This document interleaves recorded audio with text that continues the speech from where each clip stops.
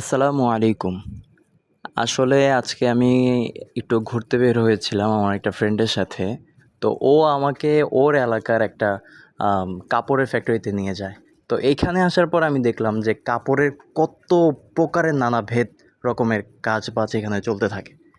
এখানে আমি অনেকক্ষণ যাবৎ ঘোরাঘুরি করতেছিলাম আর আমার সাথে যে আসছিল ও ওর কাজে চলে গেছে। মানে একটা কাজে আসছিল, ওই কাজে আর কি ব্যস্ত ছিল। আর এখানে এই ছেলেটার সাথে আমার একটু পরিচয় হয়। আর ওর কাছ থেকে আমার কিছু ইনফরমেশন জানা হলো যে এখানে কাজের তেমন কোনো আসলে কঠিন কোনো কাজ নাই। কিন্তু এখানে হচ্ছে প্রচণ্ড রকমের গরম। মানে এত পরিমাণে গরম, এই গরমটা ফেস করতে পারলে আ এখানে টিকা তেমন কোনো কষ্টকর কথা না।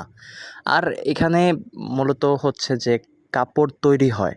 এখানে কাপড়ের ডিজাইন কেমন, আপনারা যে ভাব দেখতেছেন, এটাই হচ্ছে গরমের একটা নমুনা।